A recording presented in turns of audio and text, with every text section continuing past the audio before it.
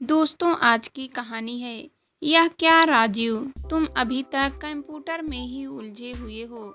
रिया घर में घुसते ही तीखे स्वर में बोली थी। कंप्यूटर में उलझा नहीं हूँ, काम कर रहा हूँ। राजीव ने उतने ही तीखे स्वर में उत्तर दिया था। ऐसा क्या कर रहे हो सुबह से? हर बात तुम्हें बतानी आवश्यक नहीं है, और कृपया मेरे काम में विघ्न मत डालो। राजीव ने झिड़क दिया तो रिया चुप ना रह सकी। बताने को है भी क्या तुम्हारे पास? दिन भर बैठकर कंप्यूटर पर गेम खेलते रहते हो, काम धंधा तो कुछ है ही नहीं। मुझे तो लगता है कि तुम काम करना ही नहीं चाहते। प्रयत्न करने पर तो टेढ़े कार्य भी बन जाते हैं, पर काम ढूंढने के लिए हाथ पैर चलाने पड़ते हैं, लोगों से मिलना जुलना पड़ता है। तो अब तुम मुझे बताओगी कि काम ढूंढने के लिए मुझे क्या करना चाहिए? ठीक कहा तुमने। मैं होती कौन हूँ तुमसे कुछ कहने वाली? मैं तो केवल घर बाहर पिसने के लिए हूँ। बाहर काम करके लौटती हूँ तो घर वैसे का वैसा पड़ा मिलता है। ओह, मैं तो भूल ही गया था कि अब तुम ही तो घर की कमाऊ सदस्य हो। मुझे तो सुबह उठते ही तुम्हें साष्टांग प्रणाम करना चाहिए और हर समय तुम्हारी सेवा में तत्पर रहना चाहिए। मैं अपनी तरफ से भरसक प्रयत्न कर भी रहा हूँ कि महारानी जी को कोई कष्ट न पहुँचे। फिर भी कोई कोर कसर रह जाए तो क्षमा प्रार्थी हूँ। राजीव का व्यंग्यपूर्ण स्वर सुनकर छटपटा गई थी रिया। क्यों इस प्रकार शब्द बाणों के प्रयोग से मुझे छलनी करते हो राजीव? अब तो यह तनाव मेरी सहन शक्ति को चुनौती देने लगा है। रिया रो पड़ी थी। यह क्यों नहीं कहती कि बेकार बैठे निखट्टू पति को तुम सह नहीं पा रही हो, दिन पर दिन कटखनी होती जा रही हो। क्रोधित स्वर में बोल राजीव घर से बाहर निकल गया था। रिया अकेली बेसुरती रह गई थी। माता पिता को आपस में तू मैं करते देख दोनों बच्चे किशोर और कोयल अपनी किताबें खोलकर बैठ गए थे और कनखियों से एक दूसरे को देखकर इशारों से बात कर रहे थे। शीघ्र ही इशारों का स्थान फुसफुसाहटों ने ले लिया था। मम्मी बहुत गंदी है। घर में घुसते ही पापा पर बरस पड़ी। पापा कितना भी काम करे, मम्मी उन्हें चैन से रहने ही नहीं देती। कोयल ने अपना मत व्यक्त किया था। मम्मी नहीं, पापा ही गंदे हैं। घर में काम करने से कुछ नहीं होता, बाहर जाकर काम करने से पैसा मिलता है और उसी से घर चलता है। मम्मी बाहर काम ना करे तो हम सब भूखे मर जाए। किशोर ने प्रतिवाद किया तो कोयल उस पर झपट पड़ी थी और 2-4 थप्पड़ जमा दिए थे। फिर तो ऐसा महाभारत मचा कि दोनों की रोने बिखरने पर ही समाप्त हुआ था। कोहराम सुनकर रिया दौड़ी आई थी। वह पहले से ही भरी बैठी थी। उसने दोनों बच्चों की धुनाई कर दी और उनका गर्दन धीरे धीरे सिसकियों में बदल गया था।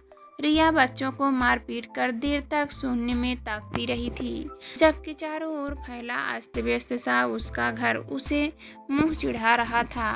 मेरे हंसते खेलते घर को न जाने किसकी नजर लग गई, उसने सोचा और फपक उठी। कभी वह स्वयं को संसार की सबसे भाग्यशाली स्त्री समझती थी। आर्थिक मंदी के कारण 6 माह पूर्व राजीव की नौकरी क्या गई, घर की सुख शांति को ग्रहण ही लग गया था। वहीं से प्रारंभ हुआ था उनकी मुसीबतों का सिलसिला। 80,000 प्रतिमाह कमाने वाले व्यक्ति के बेरोजगार हो जाने का क्या मतलब होता है, यह राजीव को कुछ ही दिनों में पता चल गया था। जो नौकरी रिया ने शौकिया प्रारंभ की थी, इस आड़े वक्त में वही जीवन संबल बन गई थी। न चाहते हुए भी उसे अनेक कठोर फैसले लेने पड़े थे। उच्च वर्गीय पोष इलाकों के 3 शयन कक्ष वाले फ्लैट को छोड़ के वे साधारण सी कॉलोनी के 2-4 कमरे वाले फ्लैट में चले आए थे। पहले खाना बनाने, कपड़े धोने तथा घर व फर्नीचर की सफाई, बर्तन धोने वाली अलग अलग नौकरानियां थी। पर अब एक से ही काम चलना पड़ रहा है। नई कॉलोनी में 2 कारों खड़े हो करने की जगह भी नहीं थी। ऊपर से पैसे की आवश्यकता थी, अतः एक कार बेचनी पड़ी थी। सबसे कठिन निर्णय था किशोर और कोयल को महंगे अंतर्राष्ट्रीय स्कूल से निकालकर साधारण स्कूल में डालने का। रिया राजीव ने बच्चों को यही समझाया था कि पढ़ाई का स्तर ठीक न होने के कारण ही उन्हें दूसरे स्कूल में डाल रहे थे। पर जब एक दिन किशोर ने कहा कि वह माता पिता की परेशानी समझता है और अच्छी तरह जानता है कि वे उसे महंगे स्कूल में नहीं पढ़ा पाएंगे, तो राजीव सन्न रह गया था। रिया के मुंह से चाहकर भी कोई बोल नहीं फूटा था। इस तरह की परिस्थिति में संघर्ष करने वाला केवल उनका ही परिवार नहीं था। राजीव के कुछ अन्य मित्र भी वैसे ही कठिनाइयों से जूझ रहे थे। वे सभी मिलते जुलते एक दूसरे की कठिनाइयों को कम करने का प्रयत्न करते। इस तरह हंसते बोलते बेरोजगारी का दंश करने का प्रयत्न करते थे। अपनी ओर से रिया स्थिति को संभालने का जितना ही प्रयत्न करती, उतनी ही निराशा के गर्त में गिरती जाती थी। पूरे परिवार को अजीब सी परेशानी ने घेर लिया था। बच्चे भी अब बच्चों जैसा व्यवहार कहाँ करते थे। पहले वाली नित नई मांगों की सिलसिला तो कब का समाप्त हो गया था। जब से उन्हें महंगे अंतर्राष्ट्रीय स्कूल से निकालकर दूसरे मध्यवर्गीय स्कूल में डाला गया था, वे न मित्रों की बात करते थे और न ही स्कूल की छोटी मोटी घटनाओं का जिक्र ही करते थे। रिया को स्वयं पर ही गलीन हो आई थी। बिना मतलब बच्चों को ढूंढने की क्या आवश्यकता थी। न जाने उनके कोमल मन पर क्या बीत रही होगी। भाई बहनों में तो ऐसे झगड़े होते ही रहते हैं। कम से कम उसे तो अपने होश नहीं खोने चाहिए थे, पर नहीं, वह तो अपनी झल्लाहट बच्चों पर ही उतारना चाहती थी। रिया किसी प्रकार उठकर बच्चों के कमरे में पहुंची थी। किशोर और कोयल अब भी मुंह फुलाए बैठे थे। रिया ने दोनों को मनाया, पुचकारा, मम्मी को माफ नहीं करेंगे तुम दोनों। बच्चों का रूप देखकर रिया ने झटपट क्षमा भी मांग ली थी, पर यह क्या, डांट खार कर ही सदा चहकती रहने वाली कोयल भड़क पड़ी थी। अब हमारा क्या होगा मम्मी? वह रोते हुए अस्पष्ट स्वर में बोली थी। क्या होगा? क्या मतलब है? और ऐसी बात तुम्हारे दिमाग में आई कैसे? पापा की नौकरी चली गई मम्मी, अब आप उन्हें छोड़ दोगी ना? कोयल ने भोले स्वर में पूछा था। क्या? किसने कहा यह सब? न जाने क्या उज्जुलूल बातें सोचते रहते हो तुम दोनों। रिया ने किशोर और कोयल को झिड़क दिया था, पर दूसरी ही क्षण दोनों बच्चों को अपनी बाह में समेटकर चूम लिया था। हम सबका परिवार है यह, ऐसी बातों से कोई किसी से अलग नहीं होता। हम सबका बंधन अटूट है। पापा की नौकरी चली गई तो क्या हुआ? दूसरी मिल जाएगी। तब तक मेरी नौकरी में मजे से काम चल ही रहा है। वहाँ काम चल रहा है मम्मी। मेरे सभी मित्र यही कहते हैं कि अब हम गरीब हो गए हैं, तभी तो प्रज्ञत इंटरनेशनल को छोड़कर हमें मॉडर्न स्कूल में दाखिला लेना पड़ा। टाइगर टाइटस छोड़कर हमें जनता अपार्टमेंट में छोटे से फ्लैट में रहना पड़ रहा है। किशोर उदास स्वर में बोला तो रिया सन्न रह गई थी। ऐसा नहीं है बेटे, तुम्हारे पुराने स्कूल में ढंग से पढ़ाई नहीं होती है, इसलिए उसे बदलना पड़ा।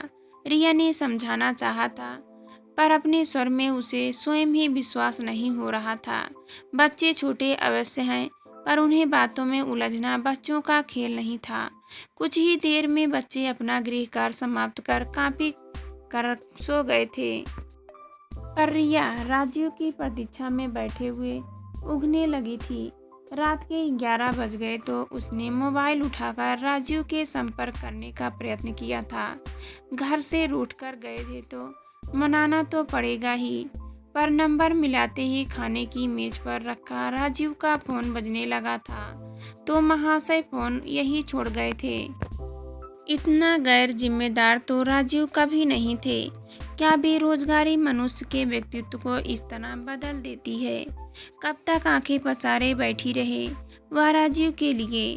कल ऑफिस भी जाना है। उसी ऊपापोह में कब उसकी आंखें लग गई थी पता ही नहीं चला था। दीवार घड़ी में 12 घंटे का स्वर सुनकर वह चौंक कर उठ बैठी थी। घबराकर उसने राजीव के मित्रों से संपर्क साधा था। कौन? रमोला। रिया ने राजीव के मित्र संतोष के यहाँ फोन किया तो फोन उसकी पत्नी रमोला ने उठाया था। हाँ रिया, कहो कैसी हो? सॉरी रमोला, इतनी रात गए, तुम्हें तकलीफ देकर शाम 6 बजे के गए। राजीव अभी तक घर नहीं लौटे हैं। तुम्हारे यहाँ आए थे क्या? कैसी तकलीफ रिया? आज तो लगता है सारी रात आंखों में ही काटोगी। राजीव आए थे यहाँ। राजीव और संतोष ने साथ चाय पी। गपशप चल रही थी कि मनोज की पत्नी का फोन आ गया कि मनोज ने फांसी लगाकर आत्महत्या कर ली है। दोनों साथ ही मनोज के यहाँ गए हैं। पर उन्हें तुम्हें फ़ोन तो करना चाहिए था। राजू अपना मोबाइल घर ही भूल गए हैं।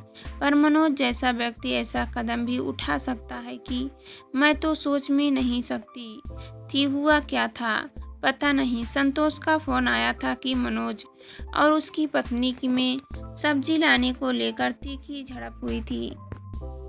उसके बाद वह तो पास के ही स्टोर में सब्जी लेने चली गई और मनोज ने यह कांड कर डाला। रमोला ने बताया था। हाय राम, इतनी सी बात पर जान दे दी। बात इतनी सी कहाँ है रिया? ये लोग तो आकाश के सीधे जमीन पर गिरे हैं। छोटी सी बात को इन्हें तीर की तरह लगती है। पर इन्होंने एक दूसरे को सहारा देने के लिए संगठन बनाया हुआ है। कैसा संगठन और कैसा सहारा? जब अपनी ही समस्या नहीं सुलझती तो दूसरों की क्या सुलझाएगी? रमोला लगभग रो ही पड़ी थी। संतोष भैया फिर भी तकदीर वाले हैं कि शीघ्र ही दूसरी नौकरी मिल गई। रिया के शब्द रमोला को तीर की तरह चुभे थे। तुमसे क्या छिपाना रिया, संतोष के चाचा जी की फैक्ट्री है। पहले से 1/3 वेतन पर दिन रात जुटे रहते हैं। ऐसा समय भी देखना पड़ेगा। कभी सोचा ना था। रिया ने फोन रख दिया था। रिया की चिंता की सीमा ना थी। इतनी सी बात पर मनोज ने यह क्या कर डाला? अपनी पत्नी और अपने बच्चे के बारे में भी नहीं सोचा। रिया पूरी रात सो नहीं सकी थी। उसके और राजीव के बीच भी तो आए दिन झगड़े होते रहते हैं। वह तो दिन भर ऑफिस में रहती है और राजीव अकेला घर में। उससे आगे तो वह सोच भी नहीं सकी और फपक कर रो पड़ी। राजीव लगभग 10 बजे घर लौटे थे। यह क्या है? कल 6 बजे घर से निकलकर अब घर लौटे हो। एक फ़ोन तक नहीं किया। रिया ने देखते ही उलाना दिया था। क्या फ़र्क पड़ता है रिया, मैं रहूं या ना रहूं? तुम तो अपने पाँव पर खड़ी हो। ऐसी बात मुंह से फिर कभी मत निकालना। और किसी का तो पता नहीं, पर मैं तो जीते जी मर जाऊंगी। रिया पपक उठी थी। यह संसार ही ऐसा चलता रहता है रिया। देखो ना, मनोज हमें छोड़कर चला गया, पर संसार अपनी ही गति से चल रहा है। न मनोज के जाने का दुख है और न ही उसके लिए किसी की आंखों में 2 आंसू। राजीव रो पड़ा था। पहली बार रिया ने राजीव को इस तरह बेहाल देखा था। वह बच्चों के सामने ही फूट फूट कर रो रहा था। रिया उसे अंदर लिवा ले गई थी। किशोर और कोयल आश्चर्यचकित ही खड़े रह गए थे। तुम दोनों यहीं बैठो, मैं चाय बना लाती हूँ। रिया हैरान परेशान सी बच्ची को बालकनी में बिठाकर राजीव को सांत्वना देने लगी थी। वह नहीं चाहती थी कि राजीव की इस मनोस्थिति का प्रभाव बच्चों पर पड़े। ऐसा क्या हो गया जो मनोज हद से गुजर गया? पिछले सप्ताह ही तो सपरिवार आया था। हमारे यहाँ इतना हंसमुख और मिलनसार व्यक्ति अंदर से इतना उदास और अकेला होगा, यह भला कौन सोच सकता है? रिया के स्वर में भय और अविश्वास साफ झलक रहा था। उत्तर में राजीव एक शब्द भी नहीं बोला था। उसने रिया पर एक गहरी दृष्टि डाली थी और चाय पीने लगा था।